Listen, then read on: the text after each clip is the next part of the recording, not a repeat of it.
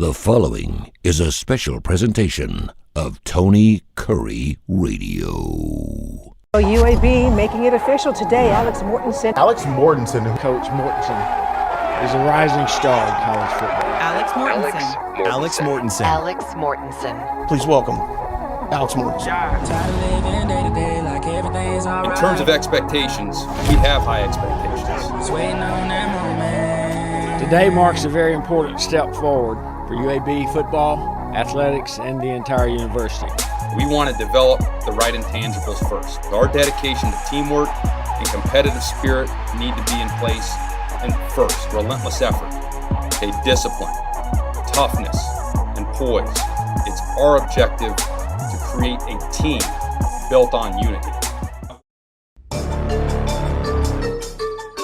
This is the Inferno Podcast. It's the official podcast of UAB Athletics. Blazer fans, this is the place every week for an inside look into UAB Athletics. This episode is brought to you by Pearl River Resort.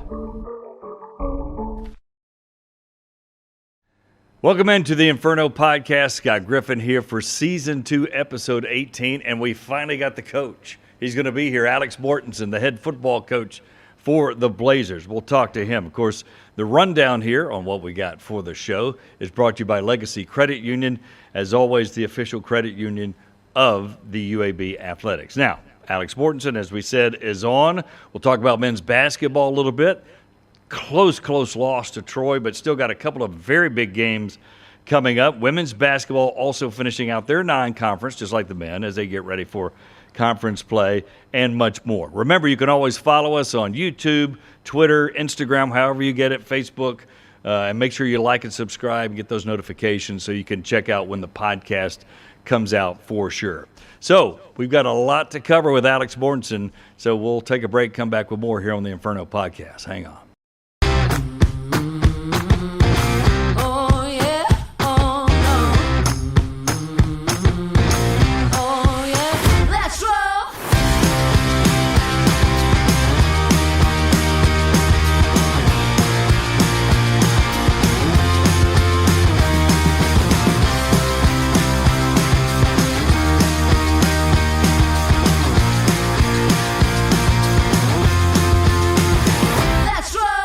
The if in life, it's a world of possibilities. If you go for a night out with friends, if you can keep an eye on your money along the way, if you know you have overdraft protection with no fee transfers from savings, when you get a low balance alert, it's easier to say yes to fun. If that sounds good, try Regions Life Banking. Stay ready for the if in life. Regions Bank, embrace the if in life.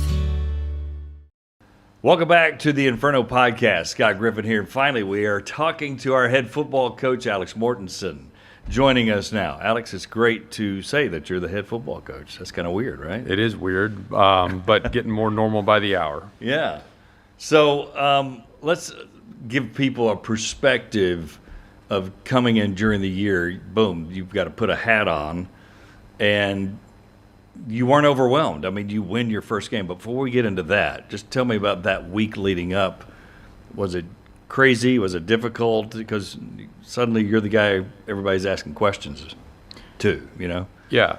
I would say it was a little crazy, and some of that was just managing more. And What does managing more mean? Well, one, I'm the quarterback coach and the offensive coordinator, and then there's the head coaching stuff too. And so wearing all three hats, obviously created more. And some of that more was it's practical things like, having to be on top of maybe a defensive player that's getting injured, and how are we going to handle that, or things of that nature. Some of that is, hey, you have to talk to the press twice on Monday. You have a Monday morning press conference. You have a radio show in the afternoon, and I'm just thinking, my goodness, I'm trying to figure out, what's our first and second down plan going to be for Memphis, So those are 2 hours that are normally in your day that kind of you lose. So that part, the time management part, was a little bit of a challenge. And then I think the part you hear a lot of head coaches talk about too is there are a lot of knocks on that door too, where you think you've got X, Y, Z scheduled for a certain time period, and then here come the surprises that maybe you don't plan for. Yeah. So it was kind of interesting to me.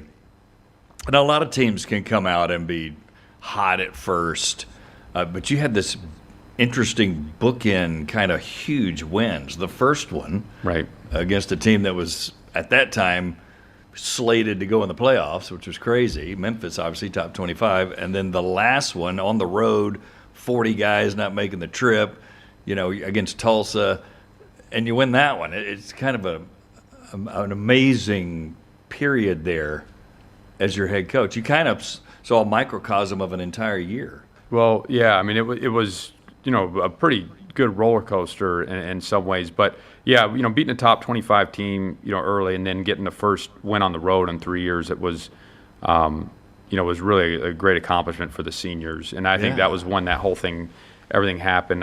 Really the focus was like, hey, let's try to send these guys out the right way and help to give them the best experience possible. So they did two things, both of which, hadn't been done, for a little while. So that was cool for them. And I thought, that last game was pretty neat just to see, the guys that hung in there and they fought and competed all the way to the end. So you learned a ton being a head coach just in that. What a resume to have to get the job and end up getting it, because, again, a ranked win, a win against difficult circumstances, a couple of games where you didn't perform as well as you wanted. Yeah.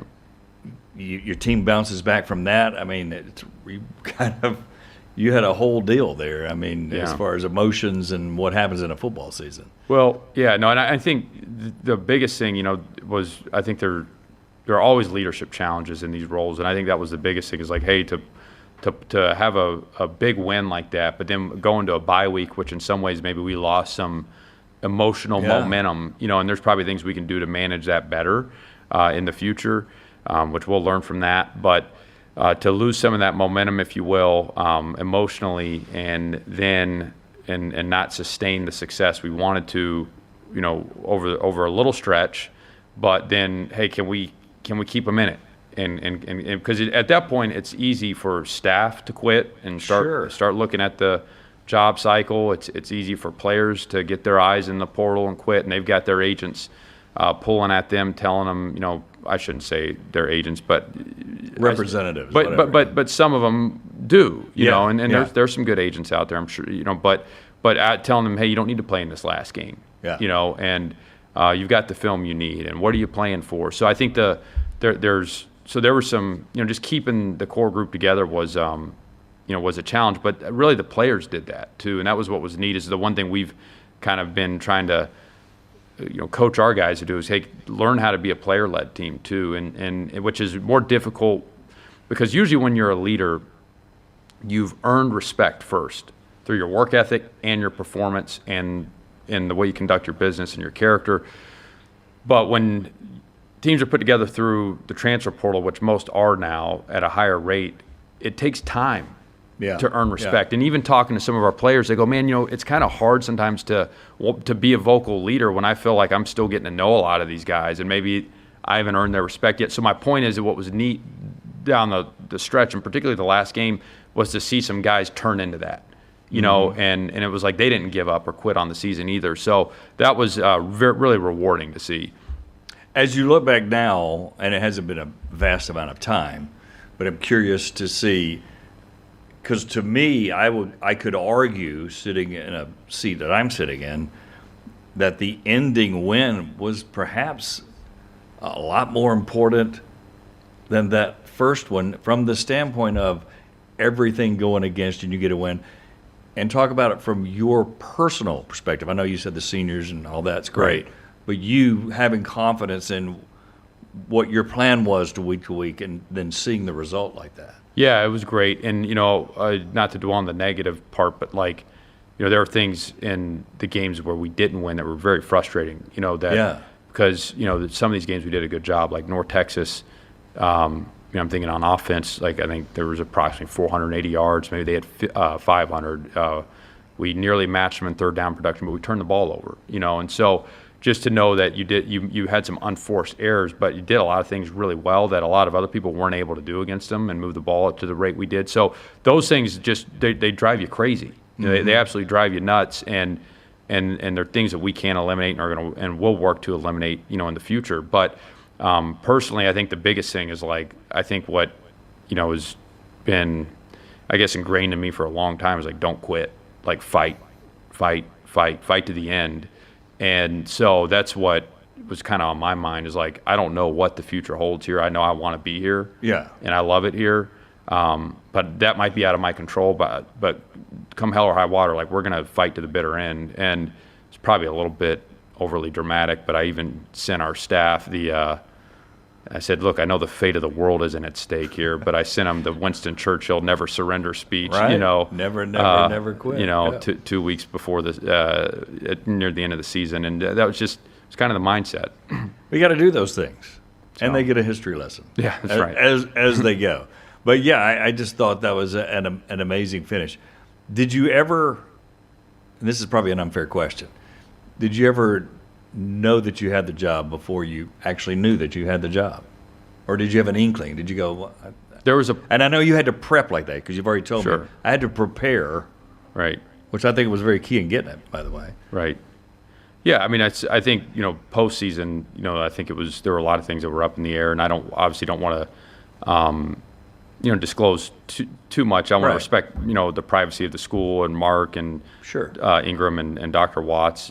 But there probably was a point prior to the announcement where I knew, that we're going to have an opportunity to do it, and I was pretty excited about it. And at the same time, I was asked not to say anything, so I kept my mouth shut. So. Right. Now, you'd always talked about being under Nick Saban, which we talked about that, and you had a chance, I think, if I remember correctly, to discuss some things with him before. And then you told me, I'm going to lean on him now for sure. So I'm not going to ask you what you learned from him because it's pretty evident in the DNA of all of the coaches that have coached under him. Right. So what did you learn about yourself not under this Saban tutelage here in this last half year and now as you're working as the head coach? Right. I think, man, what I learned about myself, I think in some respects it's not to be overconfident, but it's been doing this for a while, and there's probably more things more prepared for than maybe even I realized, and so that was a positive. And then I think the thing, and anyone that's listening, not that many people are listening to me talk, but anyone that has, I'm being a little bit redundant. The organization thing is a big deal. It's in terms of, and it's in every level from time management to delegation to having systems and processes in place that everyone's going to follow. I think those things are really, really important. Otherwise, you can end up spinning your wheels or just taking on more than you can handle. And so I think every phase of the year, having those things defined, I've learned that's going to be it's really important for me. It's probably really important for anyone, though. Yeah.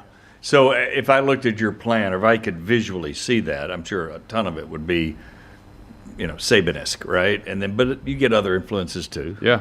How much would be your take on something? Maybe somebody gave you an outline of this particular part of running a program or an organization, but I'm tweaking it to my way. Right. Well, I know one thing. I mean, this is something that hit me early on. When I first got into coaching, I thought, well, let me go back and think about what are the common denominators of maybe the best coaches I feel like I've had. And I thought there were really three things. I thought they were great teachers, and some of them, more one thing than the other. Okay? On field or off field? Both? Both. Okay. Both. Great teachers, both, in the meeting room and on the field. There's a teaching component. And the way I kind of framed it in my mind is, people are motivated different ways. And I'm certainly not a sports psychologist by any stretch of the imagination, but some people are what you would consider intrinsically motivated. They don't need they have a fire burning in them. They don't need to light a fire under them as much. And if you have someone like that, if you can teach them, they're probably going to be pretty good because they've already young. Yeah, that's right. Yeah. If you just got to point them. Yes. Teach them, instruct them, teach them the game, teach them the reads, footwork, fundamentals. But they got to need a lot of motivation because he's self-motivated. He's a self-starter. And then you've got some folks that maybe are a little bit more extrinsically motivated. And so I think those people respond really well to demand, a high demand being placed on them. They need a high demand, a high standard to be set. And so I think about some of the best coaches I've been around. They're very demanding of the people around them. And then I think if we're all being honest, even those of us that are self-motivated, even we need a little bit of that too, And so I thought, okay, be a great teacher, be really demanding. And then in some of my coaches in the past, we used to talk about confront and demand. Don't be afraid to confront an issue and confront a player. It doesn't mean you have to scream and cuss and grab their face mask, but confront an issue when it comes up. Don't dance around it. And then the third thing is relationship. I thought the best coaches, a lot of the coaches was around that had an effect and impact on me and the people around me, they had a really good relationship with their players. And I use the word relationship on purpose because it's not always a friendship.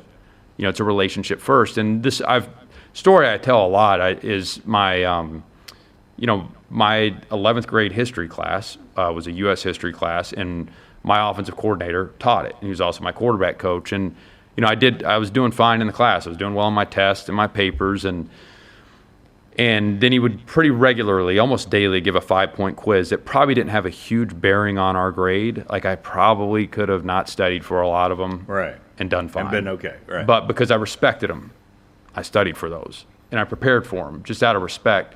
And I think that to me, that tells me a lot. Like I think when you have a respect for someone that you're playing for, you don't want to let them down. And so there's a bigger part of that worldview, what I believe in. Won't get into all that right now, but that alone, leads me to want to have a relationship with our players. Right. But it certainly makes you a more effective coach. So to me, teaching, demanding, and relationship are three big deals. And so those are things when you ask about things, hey, what are things that maybe, you've learned about yourself or that would be a part of your program that maybe are separate from someone handing out, hey, here's our philosophy, or someone I work for. Those are three things that that went into year one. As soon as I started coaching, those are things I really believed in, and so but along the way I've learned an awful lot from other people, and have tried to take the best things of them. Yeah, and you learned a ton at the highest level, and most people know your story. So many years at Alabama, 9, I think. 9, yeah. And then now you're at a little bit different level, still Division I football, but you've kind of figured that out too, because there are differences. So how do you navigate that now as the head coach, and you're calling the shots, and you've got this particular buffet here? It may not be the filet mignon, but you got this buffet to try to win at your level in your league. Right. I think we got a great buffet here, and I love it here, and I think we can. I don't want to get too far ahead of ourselves, but I think we can, do some great things with this program, and I'm really excited about that part. And I think you speak to something though. I don't think. Look, I think there are principles in leadership and in football that carry everywhere from youth football to the pros to all levels of college football, and then I think there are some things that are very different, at every spot. And I think that you can't just copy and paste from one place to the next. I think that's a huge error, and I think you've got to look at every problem like it's a different problem to solve, and say, okay, how do we best solve this problem?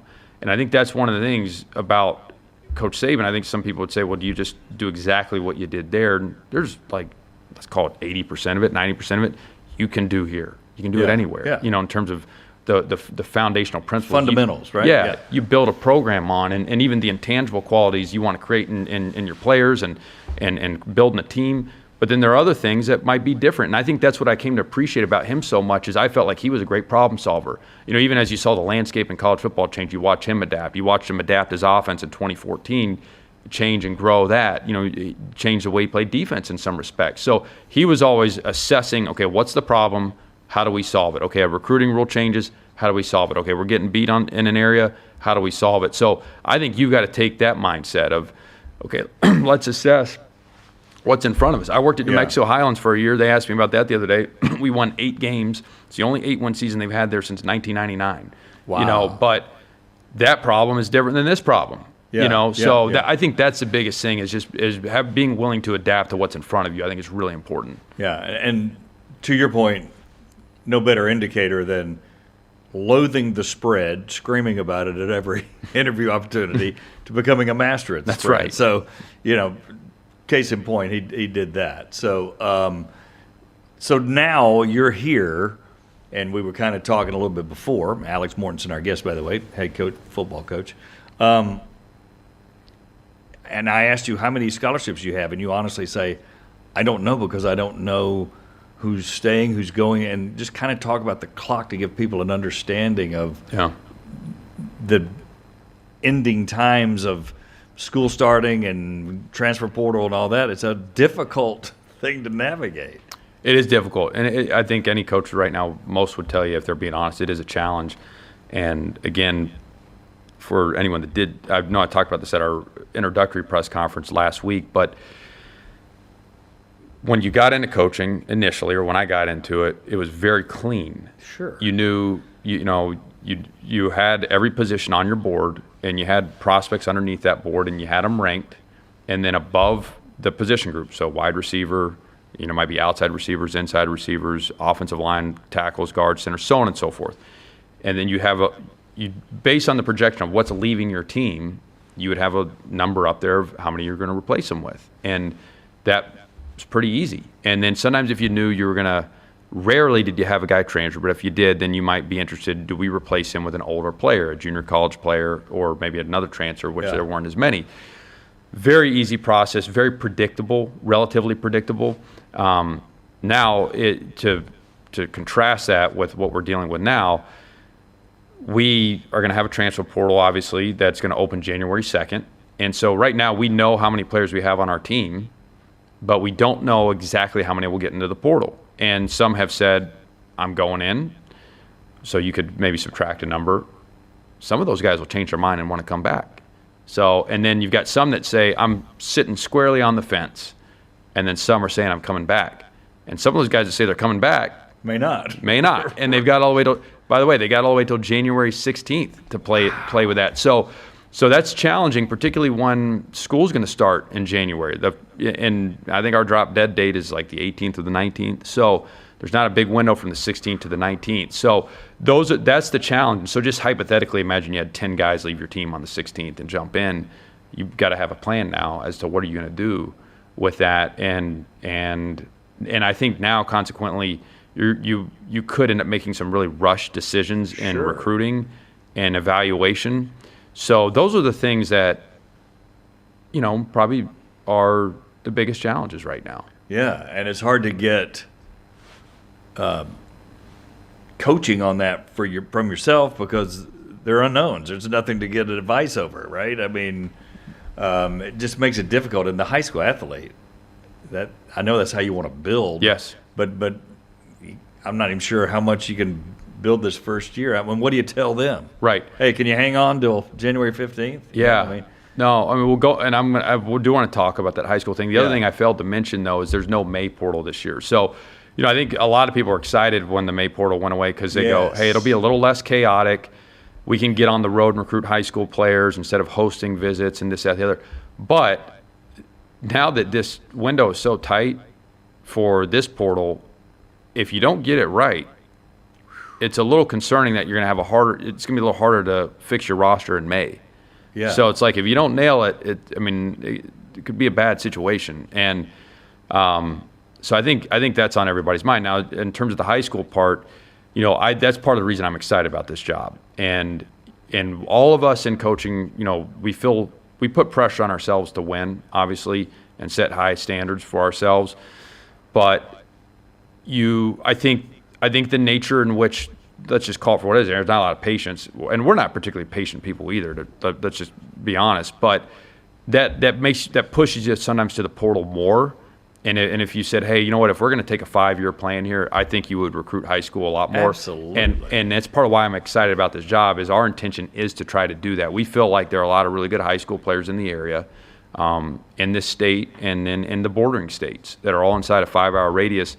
So we really want to build it that way as best we can. Now, what will that do in terms of short-term success? It's hard to project. But in terms of long-term health of a program, I think it could really be fruitful. So that's kind of on our mind now. In terms of this year's class, I got hired officially, in that December period. So we've got some ground to make up in February. Sure. We didn't take a lot of guys, but we're hopeful that there's still some really good players out there. Yeah, and there probably are. Yes. That there's always some fault through the crack. Hard to diagnose, but certainly it can happen. And I was going to say, yes, you don't have to get on an airplane. You can just fill the car up. Yeah. And everybody can go hit spots, and you've got a really good chance to be really good. You do. Yeah, you do. And I think, the one thing that I'm used to in the recruiting process is that there's used to be a little bit, and there still can be if you do it, a little bit more traditionally, a longer runway to signing day and getting to know a player. We always had a checklist of, hey, we want to evaluate the film. We want to evaluate the highlight film. We want to watch games. And then we want to call, we want to talk to the high school coach, the people around them in their life, and get a better understanding of the person. We want to get on their campus. One, we want to get to see how they are in their environment. Yeah. And then the other thing is you want to verify things in person, verified height, verified speed, verified measurements, and then get them on your campus at a camp. So the other part too is that allows for a very thorough evaluation. Again, let's do compare and contrast. You go to the portal thing we just talked about. You're talking about potentially making some decisions just over the phone. If you can't get them here on a visit in time, and you might be right, you might not be. So it's and there are ways to gather information and do the work and all that. But I think that's potentially another advantage of the high school recruiting too. Talk about summer camps briefly. That's going to be huge, especially in your first year. Getting kids on, introducing them to the facilities, to yourself, to whomever the staff is going to be at the time, whatever. Very key in changing a philosophy because, Trent has his beliefs and thoughts. I don't think he just hammered the state of Alabama like it sounds like you will. So there's a little difference in getting people over here and seeing what we got over here. Yeah, and I don't want to speak for Trent. I think if you were to talk to him, I think currently he would probably talk about doing that going forward. Right. But yeah, no, I mean that's something. So the camps will be really important. They're going to be really important, and our goal is to get a calendar done soon and get those camp dates out early and start promoting them as quickly as we can, and try to drive as many players and prospects there as possible. All right, so. I know we got a lightning round coming up here in a few minutes, but such important stuff on football. Ryder Burton's been on here a couple of times now. To have a guy that's played winning football be in your corner has got to be impressive for you. And I'm not saying he's going to be the starter. I'm sure you're going to have fresh eyes for everybody. But to have a guy that has played winning football be here and to start and go, at least we have a quarterback that's played under me when I've called plays for 5 games, is huge, I would think. At the start of not that quarterback's more important than anything else, but you know what I'm saying. Yeah, no, it's a great deal. I mean, I'm really, really excited about Ryder, really think highly of him. I think he's a great young player, and so, knowing he's committed and wants to be here and we have the kind of relationship we have is really encouraging, and I think he can also help rally and recruiting and the guys the guys on our team currently. So I think it's a really good thing to have in place right now in a situation like this. And yeah, to your point too. I mean, we got Nate Rogers here, who is a really good young player too, that is ready to take a step. And Adrian Posse is a guy that at that position people haven't seen a lot of. That's really talented and he's working to take steps too. So we're really excited about all 3 of them. But yeah, to have a guy like Ryder who started and beat a top 25 team and played really good football and has been in the offense it's a really, really good deal. This is the unfair question part. So staff, because everybody wants to know about staff, and I know that's as fluid almost as players. Where are you on that? What do you think it'll look like? Will it still be fluid as you get ready for spring? Or no, it's something we're working through currently, and there's really no timetable on it. A lot of you ask about do you talk to other people or other coaches, and a lot of people have really encouraged me to hey, don't get in too big of a hurry on that. And some guys have told me, hey, I took the job, and the next day I had 8 guys on my staff immediately. I greatly regret that, because sometimes you want to be able to hit the ground running and recruiting with that group, and that can be tempting. But and then some folks have done that and it's worked out well. So I think the key is however you do it, just make sure you get the right people. And I think we're committed to making sure we have the right people here, and we already do have some really good people here too. And so that's. But however we do that, whatever the timetable is, I think we're going to have a really good group. So if you're looking for someone, whether it's 3 years from now, whatever, do you have a DNA you want each coach to have, not by position, but what do they need to do that is going to attract you to have them as a staff member? Yeah, I mean, I think people break these things up different. Some people say in college, hey, you need to be able to be a master of your position, recruit, or bring great schematic knowledge, and try to hit in all 3 of those areas. And some guys lean more towards one way or the other. And I was like, I was thinking about the movie Rocky. The first Rocky, when he's on a date with Adrian, and they're on the ice rink, and he tells her, "I got gaps, you got gaps, but together we got no gaps." And so. That's the other part of it is managing the strengths and weaknesses of the staff too. Is like, hey, you might have someone that's really strong as a recruiter and really strong at owning their position, but maybe they don't bring 30,000-foot schematic knowledge, and someone else might be really good in recruiting and schematic knowledge, maybe not as good on. So you're trying to balance those things, I think, when you're putting a staff together to make sure you don't have any gaps. And then, it's interesting just talking to my high school coach, who's I think he's about to probably play in his 9th state championship in like 14 years over in Georgia. But, one thing he told me was that, competence is very important, being competent at your job.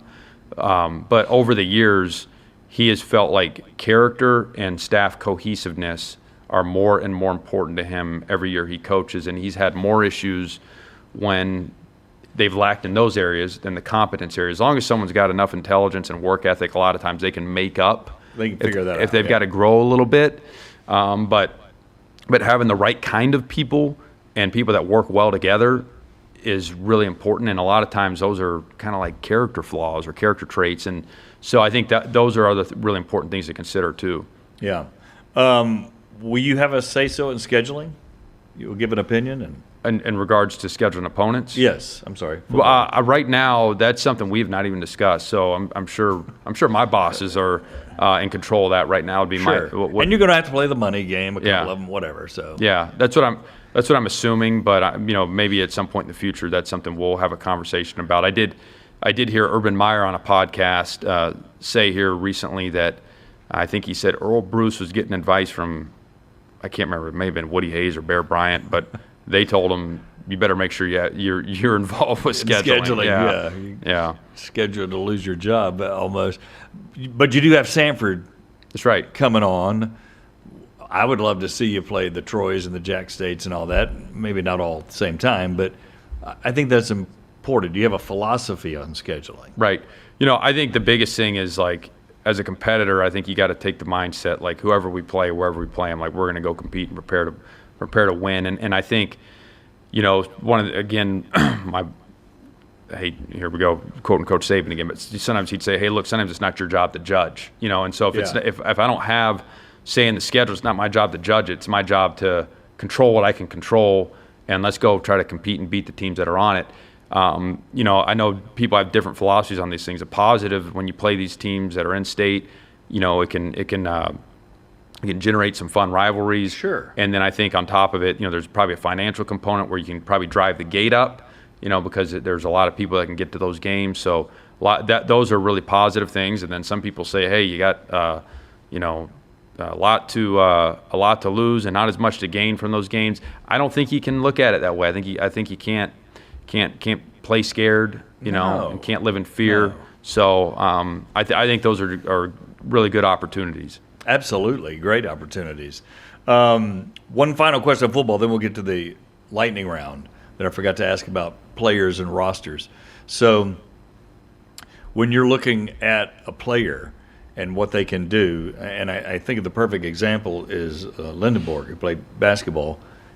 got developed by Andy Kennedy. Right. Became really good, obviously. Probably kept him a year longer than he should have. Then he goes to Michigan. You're kind of in the same boat. If you develop your high school players and they get good, they may go get the check from somewhere else that's just impossible for, UAB to write that check, just like it was for Lindenborg. Any thought process to that? Do you think, as of now, and I know that can be fluid and Right. change, just got to keep pumping the high school guys in here for when you do develop them well, they may leave or they may stay loyal and stay. Who knows what it is? Right. Because you're at a weird level. Yeah. You're different from Alabama that's going to probably keep everybody they want.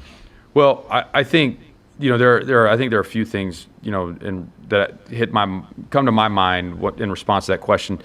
One is, I think back to when we had a different problem, but it was similar. We had juniors coming out for the draft early. Right. Okay.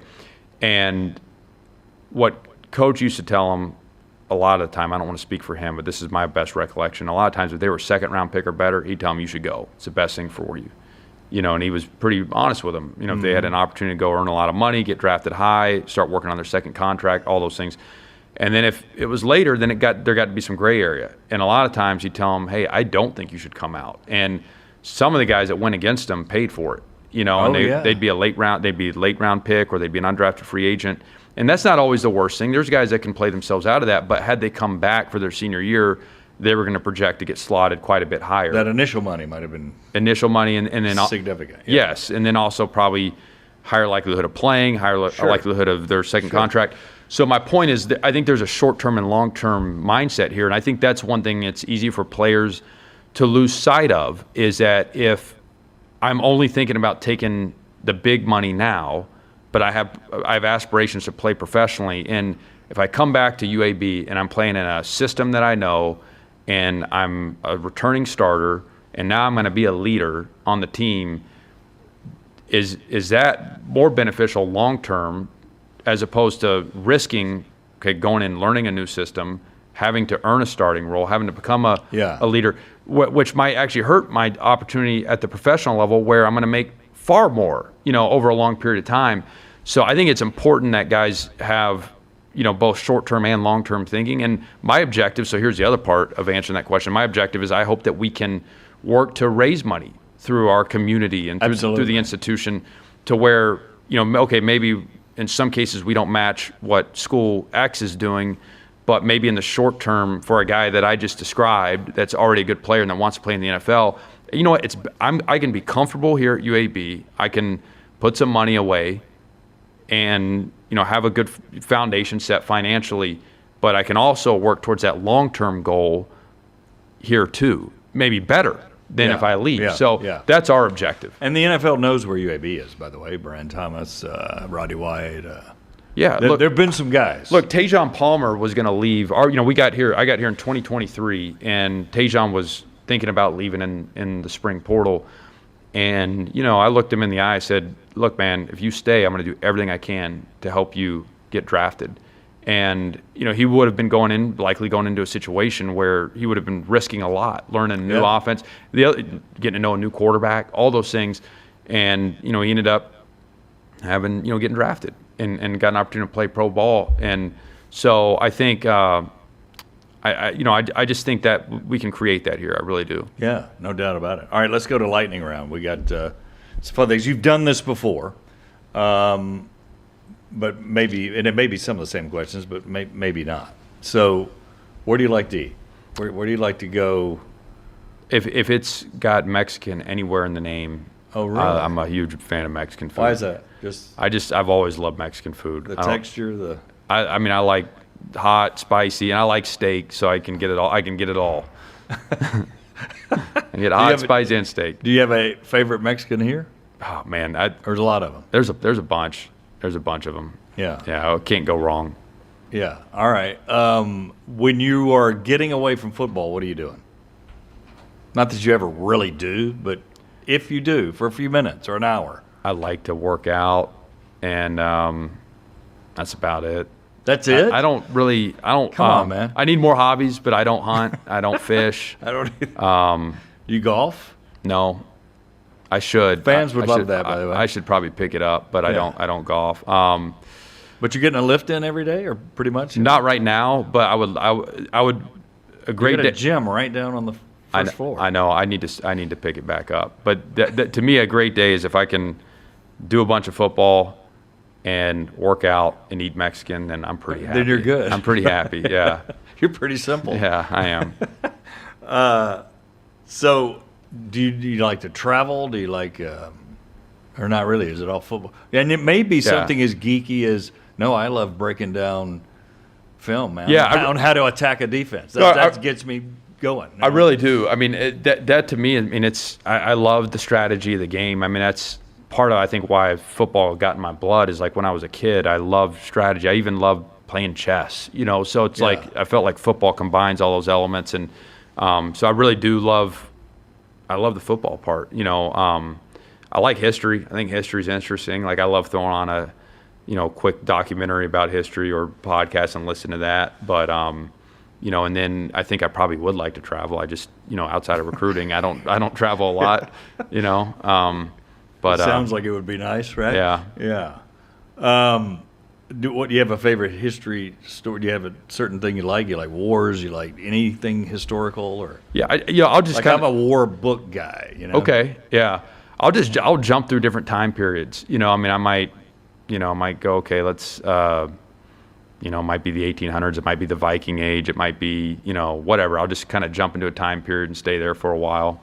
What grabs you about it? Just I don't know. To try to learn something? I think sometimes I think there's actually maybe a little bit of entertainment value. I think I'm just actually entertained. I think I do like the learning because that whole thing, like you can learn from history, it repeats itself, whatever. Sure. Human nature is still kind of the same. I also think what it does, it gives you an appreciation. Like there's a little bit of gratitude too, because I think we've got it. I can just speaking for myself. I think I've got it. I've been very blessed, to have great parents, a great mom and dad, to grow up the way I've grown up, and I think you can see that when you look.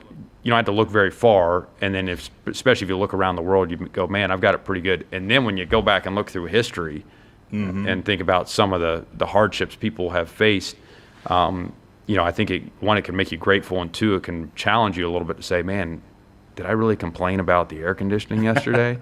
Right. So they didn't have it let's here, go, man. Pick it up a little. So I think that's one of the reasons too.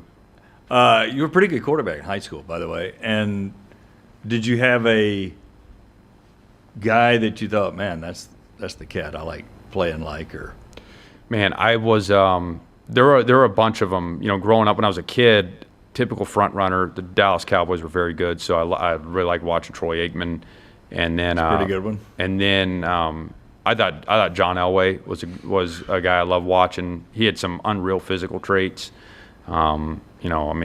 A lot of power, a lot of arm power. I don't know if people really understand. Unbelievable arm power. Unbelievable. I've seen it in person. Yeah. The hardest thrower I've ever seen. Yeah. Would you say that? Yeah. I mean, easily. Right up. I mean, incredible. Favre was fun to watch. He played, pretty reckless, but fun to watch. And, so those were some guys that, Mike Vick was like the worst guy to get drafted by the Falcons because it was like, you can't emulate him. He was so unique, but he was really entertaining to watch there and growing up in Georgia. So, yeah, I mean, that whole class of quarterbacks was really a lot of fun. And then, of course, as I getting a little bit older, Peyton Manning and Tom Brady, that crew. So I didn't have one. I really love watching all those guys. Describe yourself as a quarterback, if I looked at your film. Oh, man. Be honest. Well, we're trying to recruit players better than me. So that's the most honest I could be. But, I think could you move a little bit? I'm a decent athlete. I'd probably, I'm definitely not going to be mistaken with Michael Vick. But, I was probably a better athlete than people realize. Like at my best, I broad jumped like 10 feet 2 inches. And, I could power clean and jump and sprint a little bit. But I wasn't like an elite runner or anything like that, but had some quickness. And but I really was. If I was going to beat you, I was going to probably beat you with my arm and my mind, first, and then But yeah, needed some good people around me too, and I was fortunate in high school. We had a good team, and I had a lot of good players around me. Do you have coaches now that you look at like you would as a player and a quarterback that you go, man, I like the way that dude coaches? Or I know Nick is one of them, but give me others. Yeah, no, I mean that's really. I mean, sometimes it's difficult from afar to know what a coach is really like. So it's hard not to stick to guys you've been around every day. But like I thought my high school coaches were awesome. My head coach Kenny Dallas, offensive coordinator Wayne Brantley, Robbie Ross was on our staffs for a long time. Like those guys were awesome coaches, and they've had a lot of success. And then it's hard. It's funny. My dad coached me when I was a kid. He coached all my baseball teams, and we won a bunch. I got more trophies in baseball than I can count. And he was a really good coach. He really was. And there's a lot. And I'm not just saying this because he was my dad. Like there's a lot I learned from him, and how he coached, how he ran a practice, how he touched people, interacted with them, motivated them. And he was tough too. He was no nonsense. And so there are a lot of things I learned from my dad. And then obviously it's funny when I got around Coach Saban. I go, I think if my dad would have stayed in coaching, there are a lot of traits that are similar. And I'm not kidding, like just in terms of just some demeanor things. I go, that's kind of funny. But I learned obviously a tremendous amount from Coach Saban because I think he doesn't embody those three things I talked about: teach, demand, relationship. He's someone that definitely in a lot of areas want to emulate. But I will tell you this, I got to know a guy named Johnny Parker, who was Bill Parcells' strength coach at the Giants. Yeah. And he shared this with me recently. He said that when he took a job at the Giants the year before, I think Parcells won 3 games, and he hires Johnny to be the strength coach. But he told him this. He said, "Hey, last year I tried to be the head coach of the Giants. This year I'm going to be Bill Parcells." And I think that's important to try to not. Maybe there's principles you take from other people, but don't be someone you're not. And finally, to wrap up, what would that be for you initially? There's still going to be fluidity and growing into that. Right. But as of today. Yeah. Look, I'm going to If I'm a recruit, what are you telling me? Yeah, look, to me, one, it is the 3 things I talked about, is that we are going to build a relationship with each other. You're going to know me, I'm going to know you, I care about you, and it's bigger than just football. And then 2, we want to develop you. And when we talk about developing players, we talk in terms of two different areas. One, as an individual, and 2, we still want to build a team. And by the way, the more kids I talk to that are jumping around in the portal and have been on 4 different teams, they all crave right now being on a team. Yeah. They want that. This age of individualism, which there's a lot of positives that have come with it, they miss that and want that. And so, look, it's our objective to create a team here, and I want the guys we're recruiting to know that. And then in terms of development, we try to develop guys in 4 areas, and maybe more than that, but 4 big areas. One, we want to help you develop, your general physical development through strength and conditioning, power, speed, nutrition, which we're going to improve here. Specific physical development. Those are your specific skills to play in your position. We're going to have a better plan, or the best plan possible to do that. Right. And then the third thing is the mental part of it. Is we're going to do a great job teaching you the game, all 3 phases.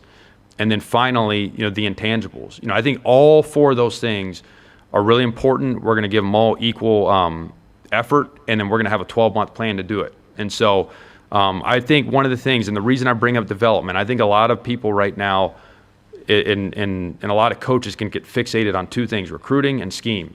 I'm going to recruit and scheme, and we've lost sight of player development. And football is a developmental game, and these guys are at a developmental stage of their life. It's part of why I got drawn to college football.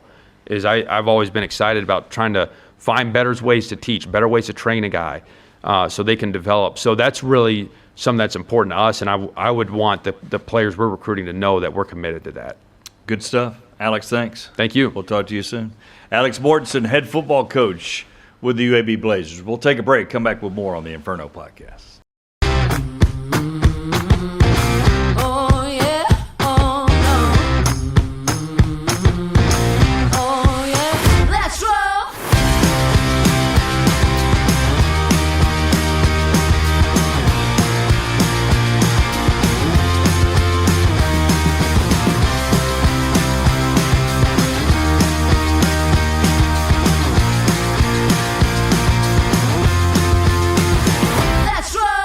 The if in life, it's a world of possibilities. If you go for a night out with friends, if you can keep an eye on your money along the way, if you know you have overdraft protection with no fee transfers from savings, when you get a low balance alert, it's easier to say yes to fun. If that sounds good, try Regions Life Banking. Stay ready for the if in life. Regions Bank, embrace the if in life. Welcome back to the Inferno podcast. Time now for This Week in Blazer Nation, of course, brought to you by the Children's of Alabama. It's all hoops. Now, I love hoops, so I have no problem with it, and you probably don't either.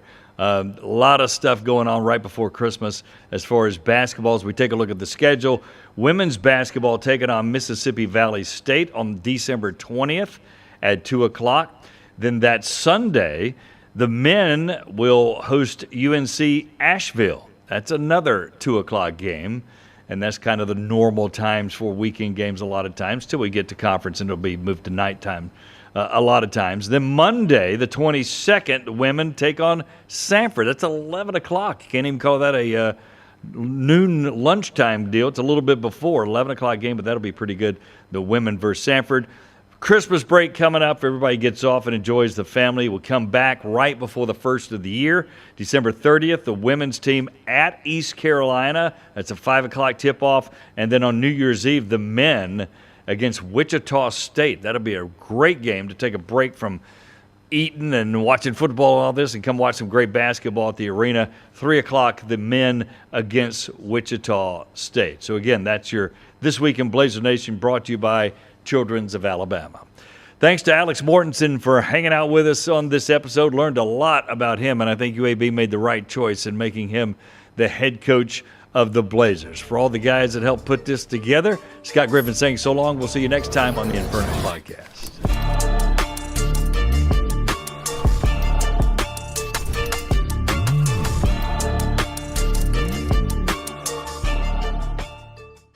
This has been a special presentation of Tony Curry Radio.